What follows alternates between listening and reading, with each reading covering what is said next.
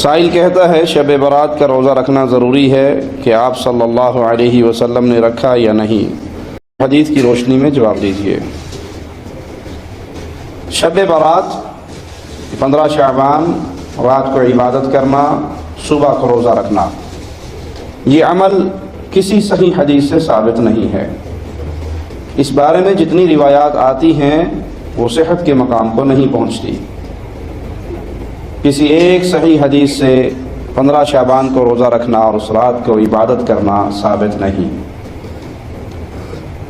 کسی کے دل میں آ سکتا ہے کہ ثابت نہیں تو کوئی حرج نہیں ہے، تو کام اچھا، کام تو ثواب کا ہے، روزہ ہی رکھ رہے ہیں۔ اسلام ایک مکمل دین ہے، اس کے اندر کسی اضافے اور کمی کی اجازت نہیں ہے۔ اگر یہ رسول اللہ صلی اللہ علیہ وسلم سے عمل ثابت ہوتا، صحیح حدیث کے ذریعے ہم تک پہنچتا، تو ہم اس پہ عمل کرتے، اور پیارے حبیب علیہ الصلاۃ والسلام سے ثابت نہ ہو اور انسان کوئی ایسا عمل کرے جس کو باعث اجر و ثواب سمجھے، تو وہ یہ عقیدہ رکھ رہا ہے، زبان سے نہیں اپنے عمل سے کہہ رہا ہے کہ کام اچھا تھا، نعوذ باللہ یا تو رسول اللہ صلی اللہ علیہ وسلم بھول کے بتانا امت کو، یا آپ نے چھپا لیا۔ اور ایسا کہنے والا، عقیدہ رکھنے والا گمراہ انسان ہے۔ رسول اللہ صلی اللہ علیہ وسلم نے دین اسلام کی ایک ایک بات پہنچائی ہے۔ یہ عمل ہمارے ملکوں میں بڑے زور و شور سے ہوتا ہے، حلوے بھی پکتے ہیں، کھانے بھی چلتے ہیں، کسی دور میں پٹاخے بھی بجا کرتے تھے، ساری ساری رات نوجوان بارود لے کر اور پوٹاس لے کر گلیوں کے اندر پٹاخے مارتے ہوئے، جی شعبان کا مہینہ ہے، اس کی خوشی ہے۔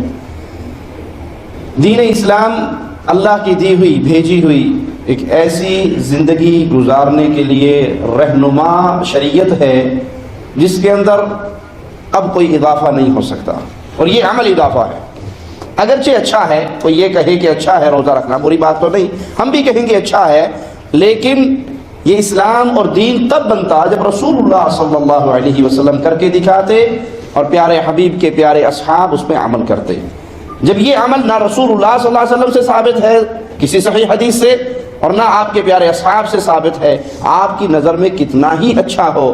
اس کی مثال بالکل یوں ہے، کوئی ایک رکعت میں 2 کی بجائے 3 سجدے شروع کر دے، وہ تیسرا سجدہ اسے ہلاک کرے گا۔ وہ کہے میں کام تو اچھا کر رہا ہوں، تسبیحات، اللہ کا نام، ذکر زیادہ ہی کیا نا، کم تو نہیں کیا۔ ہم کہیں گے کہ آپ نے دین اسلام میں اضافہ کیا ہے، تو وہ عمل کیجئے جو رسول اللہ صلی اللہ علیہ وسلم کی سنت سے ثابت ہو، اور جو عمل پیارے حبیب کی سنت سے ثابت نہیں، اس عمل کو اجر نہ سمجھیے، دین نہ سمجھیے۔ اور اس صحابی کے واقعے کو ہمیشہ اپنے سامنے رکھیے جس نے 1 سال روزے رکھے تھے اور 1 سال جا کر راتوں کو عبادت کی تھی، اور پیارے حبیب علیہ الصلاۃ والسلام نے جب ان سے پوچھا اور جواب میں کہا کہ تیرا اللہ نے نہ کوئی روزہ قبول کیا ہے، نہ کوئی تہجد کی نماز قبول کی ہے۔ کرنے والا عام آدمی نہیں، صحابی رسول پیارے حبیب نے فرمایا کچھ بھی قبول نہیں ہوا، نہ روزہ نہ تہجد۔ کیوں؟ تیرے اس عمل پہ محمد کریم صلی اللہ علیہ وسلم کی مہر نہیں۔ جو چیز نبی سے ثابت نہیں وہ باعث اجر